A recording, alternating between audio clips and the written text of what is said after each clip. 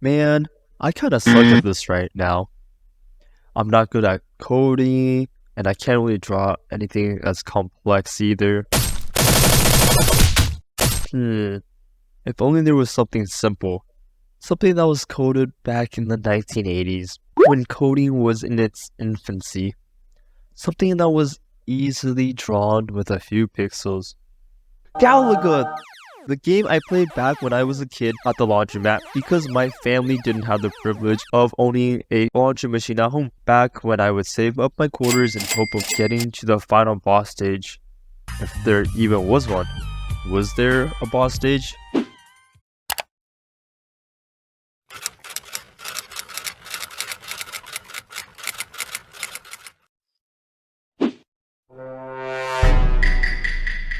So with no real question to the Haha, what the fuck?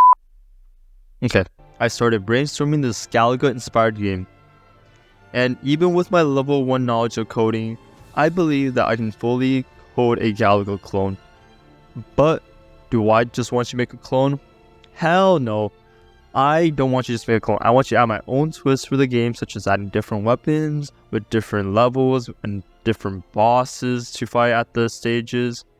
And so with that in mind, I started my new project. I created a player that was able to move around.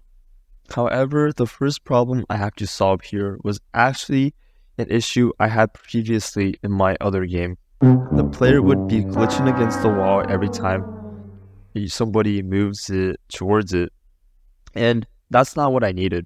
So I took the physics of the player and the wall, and now it doesn't hump the wall, but somehow the wall has become a black hole. Like, what the heck? And my player just gets sucked into it. Okay, I need a quick break. I can't do this. Just give me a second. Momo.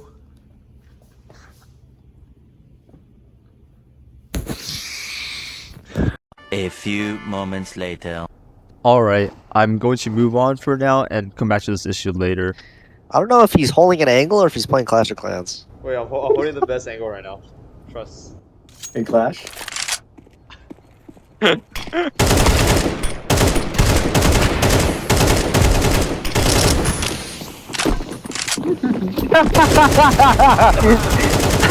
way. God! Oh my god. So in the meantime, I created movement for the enemy and allow the players to fire back at the enemy. Wait a minute, wait, why is my bullets not moving? What the heck? Okay, interesting. Oh, silly me. All I needed to do was increase the bullet speed from 0. And ta-da! The bullets are working. Now all I need to do is find a way to destroy the bullets after it leaves the map. Or I'm gonna run into some kind of memory leak or something. I don't know. Now for one of the more important parts was creating like a universal system for all the enemies, like their HP, their attack, and their speed, a description. And I feel like manually coding that for every single enemy just isn't the right way to go about it. So after some research, I realized what I needed to create was called a scriptable object system. And that's where I create a template code that is used by all the different objects. Look, I know you're not following what I'm saying anyway, right? That's okay, that doesn't matter. Okay, honestly, I don't really understand it too well either. And honestly, I also need to take a break because this is way too much to think about. So I guess I'll draw some pixel art. And yes, I know why it is inefficient to draw the designs while creating the code. Because if I need to change my game design and stuff, I would have to redo the art. But I want to practice my art skills, and there's no better way to get better than to practice. And honestly, this is like the more enjoyable part. of game design. So I have to just find a balance between coding and creating pixel art, because while coding is crucial for the functionality of the game, pixel art adds visual appeal, and so I'm practicing both to enhance my skills and to make my games more polished. So this is what I have so far for the game. The enemies come down towards you and you have to kill them. It's not much, but I want you to keep progressing this game and create different types of weapons, enemies, or even a boss fight. So subscribe to be kept up to date.